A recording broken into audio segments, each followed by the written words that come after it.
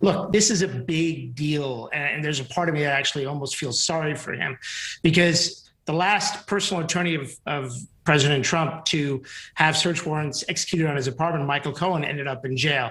So this is an extraordinary turn of events. I mean, this is really like taking things up a large notch, particularly also because he's an attorney. He's the former United States attorney. Plenty of mayors get arrested around the country, but the fact that he was a federal prosecutor and the chief federal prosecutor in Manhattan, to have this happen to him is just really extraordinary. Same office. Discussing this now is Vinoo Varghese. He is a former prosecutor and criminal defense attorney as well. So let's start with that, Vinoo. Is this politics?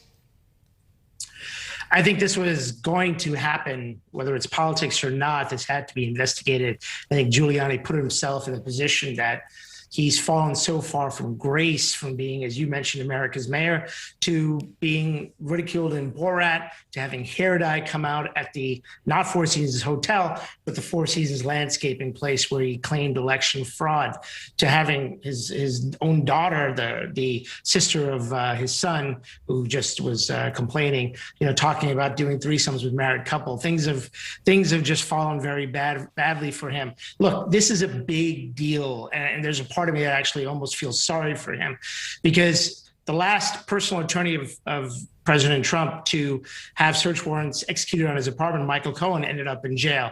So this is an extraordinary turn of events. I mean, this is really like taking things up a large notch, particularly also because he's an attorney. He's the former United States attorney. Plenty of mayors get arrested around the country, but the fact that he was a federal prosecutor and the chief federal prosecutor in Manhattan, to have this happen to him is just really extraordinary. Same office, right? I mean, so explain what happens, Vinoo, with this process. It starts with prosecutors getting search warrants. What does that take? Well, even before that, they obviously have been investigating, and look, there's been some sort of leaks, I guess, and people saying that this was, and as you mentioned, that they've been trying to get this for months. They have to overcome internal regulations. The Department of Justice is the beacon for being careful here.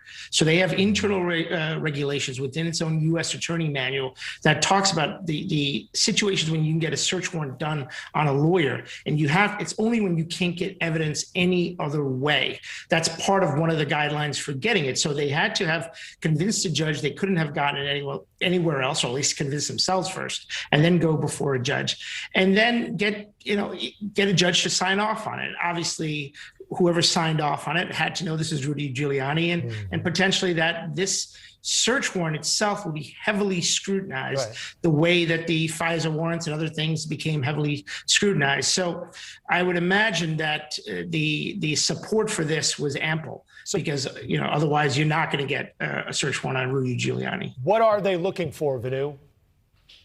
Well, they're looking to see whether he leveraged his personal position as Trump's attorney to gain favors, to potentially also whether he, for the Ukrainian government, and whether he was acting as a foreign agent without being registered. This is part of what Michael Flynn was involved in. He got sort of a pass for acting as an agent of the foreign government. Ultimately, he was convicted or pleaded guilty to lying to federal officials before he was pardoned. Giuliani should have sort of gotten a blanket pardon from Trump, but I guess the legal bills and all that stuff that's in jeopardy prevented Trump from giving him that pardon. Quickly, before we move on, what happens from here and how long does it take? It's going to take a while, because they're going to take, when I say while, it could be months, because they have to analyze the forensic evidence. I mean, maybe they'll speed things up because it's Giuliani. This is obviously in the public eye, but they're going to have to digest it. And then within the DOJ, they're going to have to establish what's called a taint team to siphon off what may be privileged conversations. Now, if they're saying that he was committing fraud as his attorney, and if Donald Trump was involved in the illegal actions, then the protections of attorney-client privilege will fall out the window.